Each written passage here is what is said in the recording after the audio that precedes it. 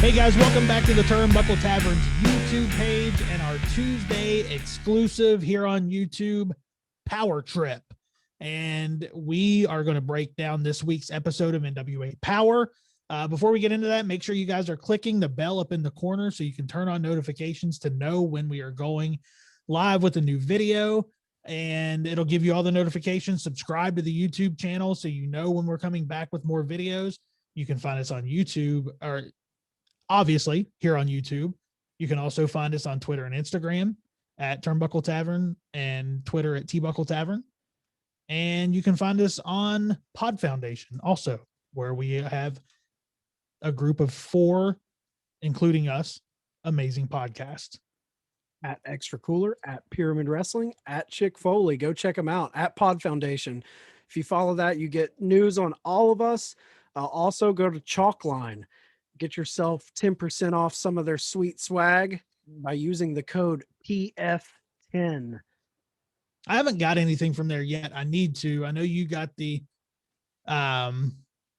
Steve Austin shorts, and really good. Yeah, I need to look into getting some stuff from there. Their stuff always looks quality. They're honestly, man, nobody does graphics like they do graphics for the old school stuff. No, it's the best clothing, wrestling clothing, I think, out there as far as shorts and stuff like that. Yeah. Well, I think that's enough about us. I think it's time we get into it and break down. Yeah, let's jump in. Let's get in there. Yeah. We opened the show with Aaron Stevens. Well, we opened with a pretty sweet hype package. Yeah. Yeah. That Nick Aldis, Chris Adonis, Trevor Murdoch hype package. Yeah. I loved the music in that hype package because it just built it. It's amazing what well-placed music can do. Oh yeah, absolutely. To bring like a seriousness. And honestly, this hype package with the music, it instantly made me care more about this whole story going on. Yeah. I mean, if I couldn't care more about it, because I really like what they're doing with this story. I do too. This package definitely did its job in hyping it up for sure. 100%. And then we come in as Joe Galley and Tim Storm, and we get Aaron Stevens on commentary. Kratos is behind him. Yep. And they're just kind of shooting the shit. Yeah, they're just kind of talking. They're talking about how prestigious the belts are and how we know what the NWA belts mean. And they're talking about, being there to watch the tag team matches to see if they can get a number 1 contender for their titles. And then we had from the side, it was Pigtail. Is that his name? His name's Sal. He comes out, he cracks me up because this guy looks like he's been through hell. Oh, dude, he looks like he just rolled out of bed after a 4-day bender on just Everclear. Yeah. And he cracks me up because he's with Cal at the podium. Yeah. And he's talking to Aaron. He's like, Aaron, I've been trying to get in touch with you. Did you change your number? Yeah, did you change your number? He wants to know about the tag team title shot they're supposed to get. Yeah, and one thing that popped me real hard, he was going through the numbers and he said, is it still 1-900-909-9900? He gave the old WCW hotline number. Well, I know he hit him with the 8675309 too. That was the first one, and then the second one he gave was the 1-900-909-9900. Which popped me full. I literally laughed out loud watching that. See, I missed the WCW hotline because I was popping so huge for the fucking 8675309. I'm like, as soon as he did that, I was like, Aaron hit Sal with the 8675309. You never come on, buddy. Yeah, it was and yeah, when I heard the 909-9900, such a classic. Any wrestling fan, any wrestling fan from that era knows that number. Oh yeah, we can still recite it. Oh yeah, we all got in trouble for calling it and trying 1-900-909-9900. I mean, come on, trying to call to get Jim Ross and Mean Gene scoops. Yeah, but Aaron doesn't say he gave him a tag shot, a title shot. He said he gave him a shot to prove himself, but Sal needs a partner. Yeah, they kept saying that, it's a tag team match. He has to have a partner. So I feel like in the weeks to come, we're gonna find out who is going to tag with this Madman. grizzled madman known as Sal. Yeah, I'm looking forward to seeing who they bring in to go with this guy. Then we get a tag match, and it was Pero, who we've seen before in singles action, who was impressive. But it's Pero and Odinson, and I guess they're known as the End. The End, and they went up against Latimer and Adonis in Strictly Business, and they announced them as Strictly Business. Yeah, so I guess Adonis is a member. That's what it seems like. And I guess the End, they've been active in like All Japan and other promotions. They're an established tag team. Yeah, and they look at they match. They you can tell that they've worked together. Good in-ring chemistry. Yeah, they have really good in-ring chemistry with each other. And man, I felt it for Odinson though. I felt it for him when Camille came out and he got pushed off the top. Dude, that was brutal. I said the same thing when I was watching it. Like,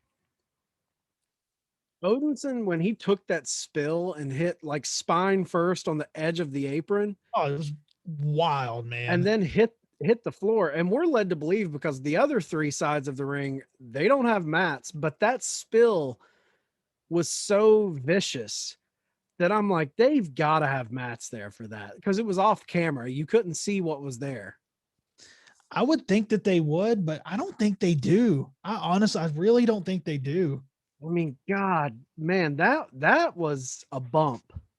Oh, yeah. I don't know if he was supposed to go off like that, to be honest with you, because that did not look like a safe bump. No, I mean, it was, it made me sit up on the edge of my seat like, oh, shit. Because, Camille comes in, distracts the ref, and as she distracts the ref, Latimer kind of pushes him off that top turnbuckle, and he just goes ass over end and hits it. Yep. And what was with they did a little Mad Max Fury Road paint huffing before the match. Did you see that? I don't know what that was about. Sprayed the silver paint on their faces. Right. I didn't know I didn't realize they were an established tag team before the commentary started talking about it. But as soon as Odinson landed that first drop kick, I was like, this guy's good. Yeah. Like, you could just tell. Is that the first time we've seen him on NWA? Yeah. Odinson. Yeah. Yeah. And one thing that stuck out, Latimer no selling that Pero slam, because remember when Odinson picked Pero up and kind of dumped him over on Latimer? Latimer rolls out. Yeah. And then just when he rolls out, he just no sells the shit out of it. It didn't even happen. But I like that it kind of led to Latimer baiting him in, and then Adonis tacking him on the outside of the ring. I love that. Yeah. Yeah. This match was probably, honestly, this may have been my favorite match of the night. It was by far my favorite match of the night. This definitely hands down was my favorite match. And it was a great tag team match. Adonis gets the win with the master lock. Yeah, and then Thunder Rosa comes out talking shit to Camille. She comes out, and then they are inviting her into the ring. She doesn't go. Then we go to commercial, and then we get a pretty fun Cella Toys Nick Aldis figure. I was getting ready I was gonna go back to that after, but that commercial was awesome. Yeah, it even had Nick's little boy in it. We got the Series 2 Hasbro Warrior. Yeah, it was just kind of old school type of vibe to it. I loved it. Yeah, I love the way they shot it. I thought it was great. I love that they included an old school Hasbro to show you that the Cella Toys matches up with Hasbro. Yeah. But then when we come back out of the commercial, Thunder Rosa's still fired up. Yeah, she's pissed. She's talking trash, and then Taryn Terrell comes out. Yep.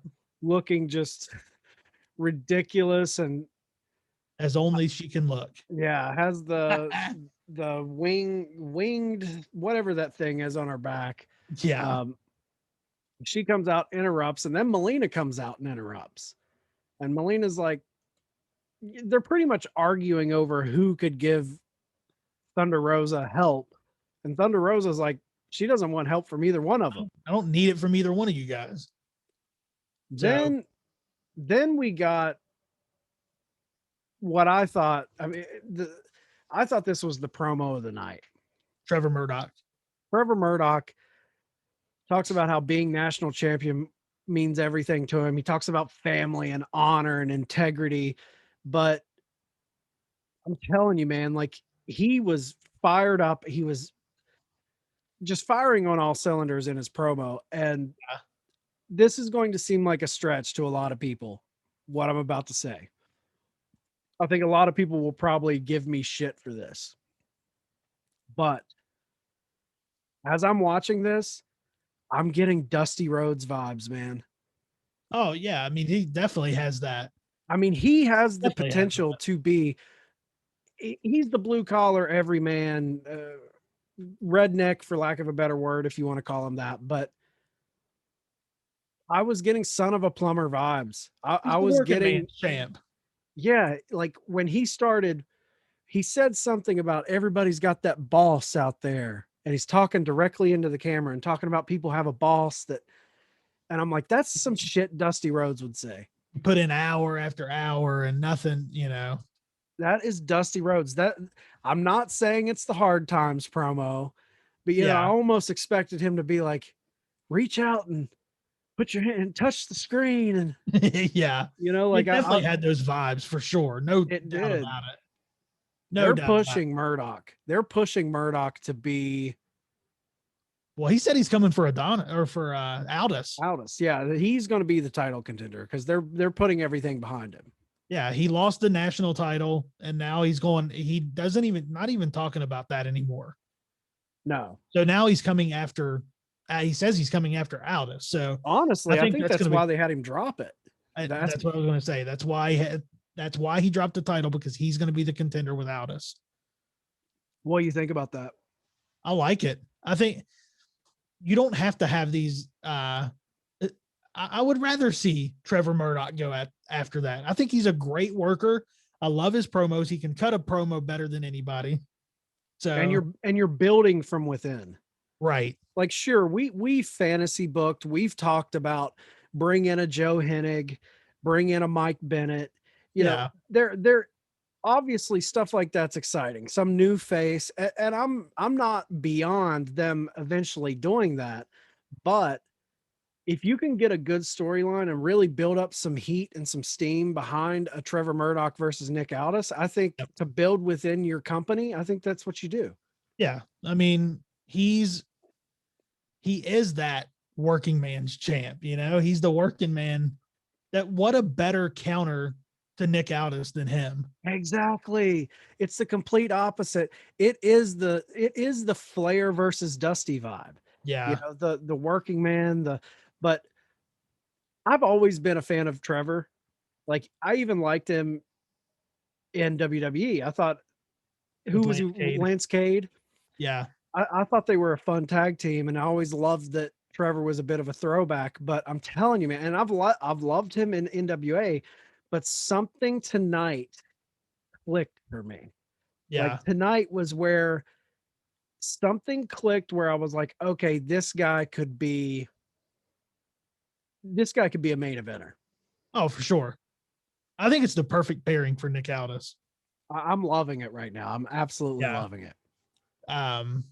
Our next match, we had Mims and Slice Boogie versus Jax Dane and Crimson, another tag team match.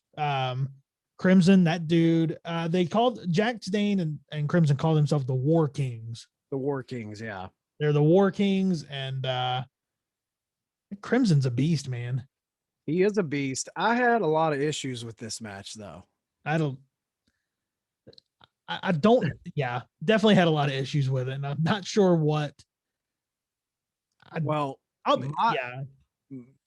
the thing that stuck out to me was just selling. The selling was bad. There was overselling on one end, and then there was underselling on another end. Like at one point, Jax gets, I think, was it Slice Boogie who pulls him off the apron? Yeah, he pulled off the apron. That was it for him for the whole match. Yeah, he just jerks, which we've seen so many times. He comes up, jerks his legs off the apron, and he falls, hits his head on the apron. And it cracked me up because the commentary was just, I didn't see anything that would have caused him to be that hurt. I thought it was an angle at first. Yeah. And then I'm like, are they just trying to cover up for, like, was something worse supposed to happen to Jax Dane? Like, because he's on the floor. What happened, man? They keep cutting back to him like he's just laid out. Yeah. And it happens so early. And even then, Crimson's in there going like, get up. Yeah. And then Crimson is basically in a handicap match. Right. And there's not a lot of selling from Crimson. I feel like these two dudes, Mims and Slice Boogie, are giving it to Crimson. And he's just not registering anything they're doing. Yeah. And like he would get hit with power moves and he would just not even sell some things. Nope. And then they'd keep cutting to Jax laid out. And I think I want to say Velvet said on commentary, she said, this is kind of concerning at this point. And when she said that, I popped huge. I'm like, no shit. Like right. He's just laid out for like the last 5 minutes of the match. And he's laid out not moving. No, he's done. He's not like writhing around in pain. Like, no, he's out. It was funny too, because at one point in the commentary, they kind of went away from it. And then Tim Storm brought back up, like, I didn't see, did he get hurt bad enough that it would cause him to be that not? And Joe Galley had to direct it back to the in-ring action because I feel like it was almost like they didn't want to focus on that. I don't know. It was an odd match. Yeah. I mean, Slice Boogie and Mims get the win, which I honestly didn't see that coming either. But I like that they did get the win. I like that they got the win. And then after the match, only after the match was over, they attended to Jax. Yeah, and Crimson's telling him, get up. He's like, what's going on, man? Get up. Like, he's not concerned one bit. He's just pissed. I thought they were going to shoot an angle there where Crimson and Jax kind of got into it. That's what I thought. But nothing. Yeah, I don't know. That whole thing seems super weird to me, to be honest with you. Yeah, it was a weird match, weird finish, strange. Yeah. Then we get the Nick Aldis promo.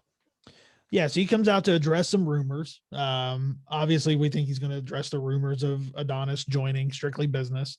Right. We don't get that. He says he's not out there to talk about that. He says he's out there to announce that they're actively recruiting. Strictly Business. And he tell you, if you want to step up and show out, he's leaving the door open for anyone to join from any promotion. Yeah. Any promotion. He says the door is open. He says that nobody's spot is safe within Strictly Business either. Which means Latimer could go. Latimer could go. He never even really said that Adonis was in there. He never announced that. Right. They obviously announced it during the match, but he never announced it. Yeah, and Tim Storm had a good observation when they cut back to them after the promo. Tim Storm was like, nobody is safe and everybody has an opportunity. Yeah. So I mean, I guess that, so who is it? Who do you think steps up to join Strictly Business? To me, I feel like they're laying, I hope at least, they're laying groundwork for someone from outside the NWA to show up. Oh yeah, for sure. That's definitely what they're doing. Why would he say any promotion? Yeah, any promotion. He said the door's open. Forbidden door. Yeah. They He have said, that relation. Do you think someone from AEW or Impact or Ring of Honor, because the NWA had a relationship with Ring of Honor, do you think anyone from those promotions shows up? I think if anybody does, it would be somebody from AEW. I think I Because of could see some. yeah.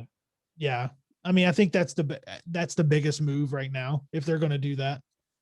Who, if you would fantasy book, who would you say? If I could fantasy book somebody coming to join Strictly Business, I think I'd like to see Scorpio Sky. Wow, that's different. I think I'd like to see him come over. I think with what he's got going on right now, and then to come over and join them, I think that'd be a good chance for him to join to make a name for himself. And I think he deserves that.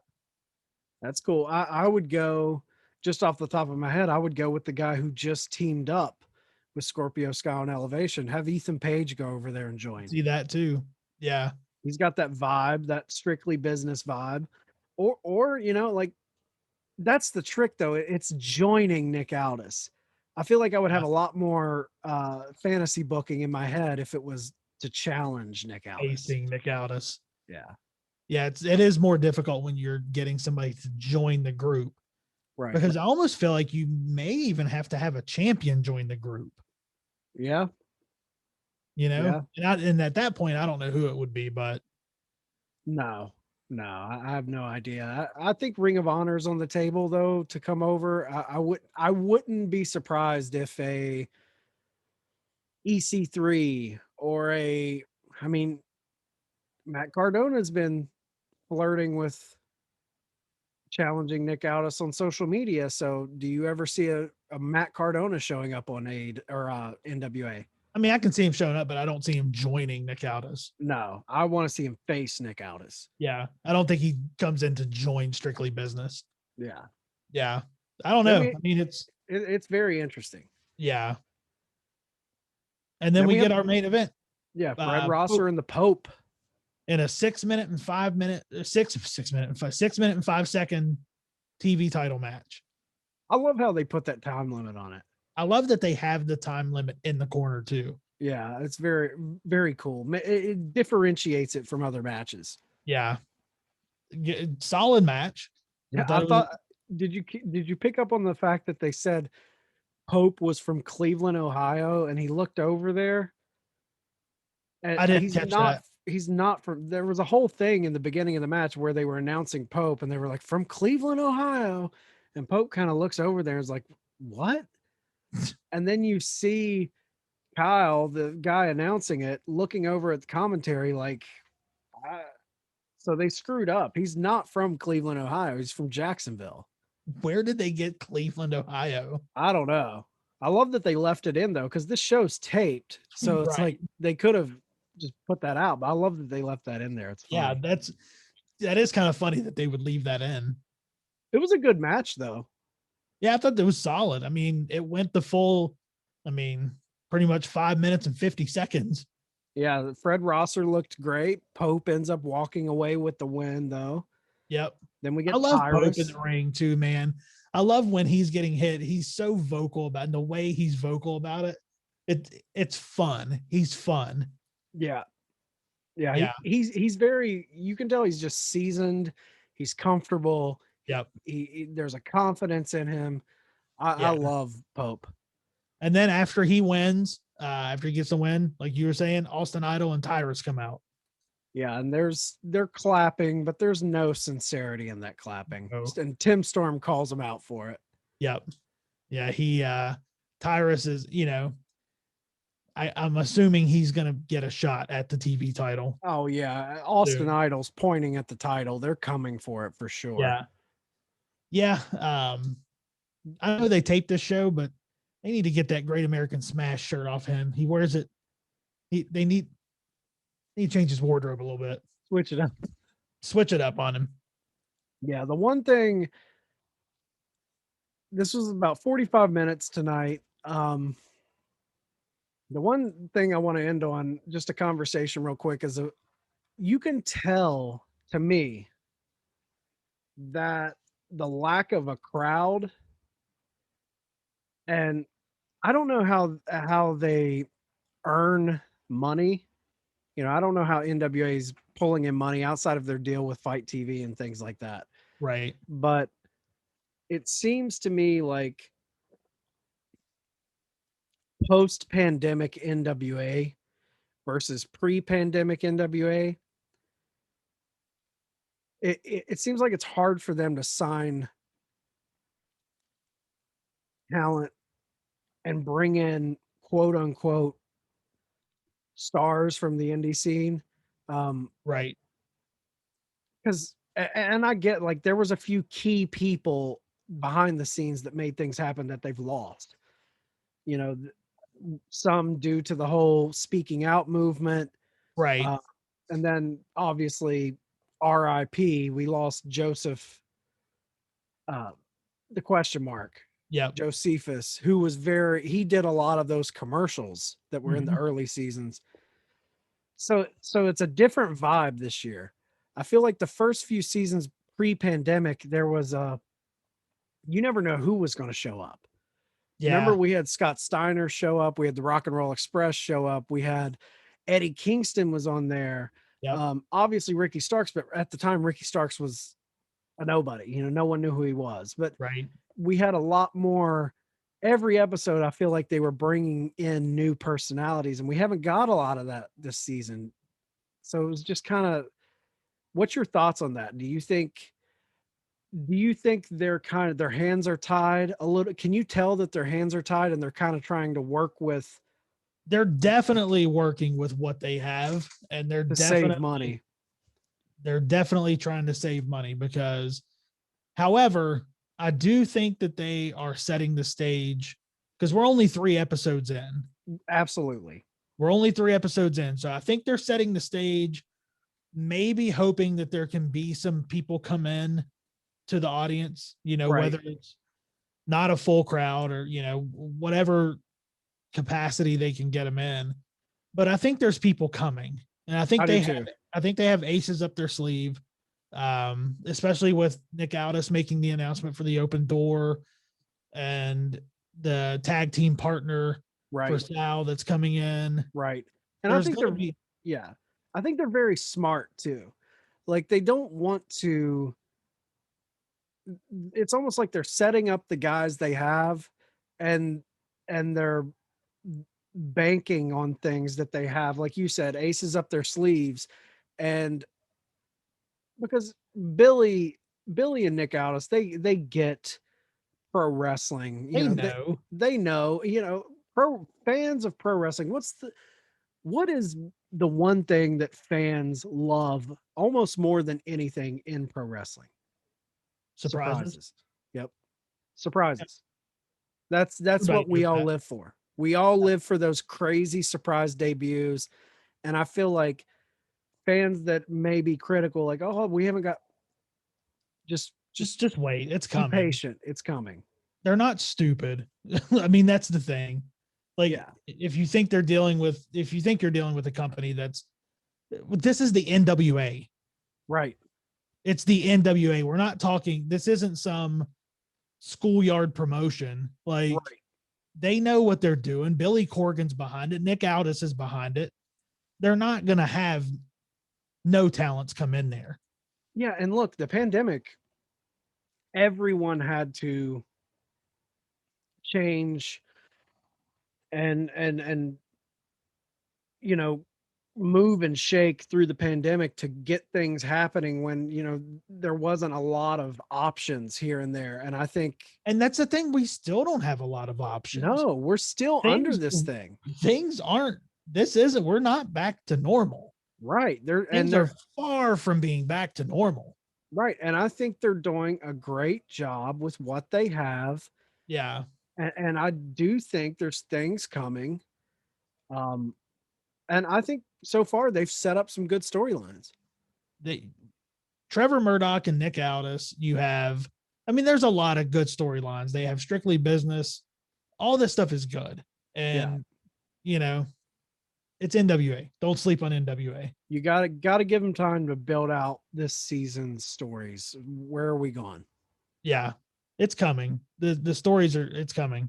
So stay tuned, and I think we're going to have a lot of fun with what's going on with NWA. And Yeah, get I'm in excited now. for next week. Get in now. Start watching now, because it, get it. If you're in now, you're going to be in the know. So yeah, it's a good 1 hour alternative to everything else that's out there. it's less than an hour. Yeah. Give Easy. it less than an hour. It's an easy watch, almost snackable content. Yeah. So give it a watch. We'll be back next Tuesday for another edition of our YouTube exclusive show, POWERRR Trip. So join us by clicking the bell up in the corner to get the notification. And we will see you guys next Tuesday.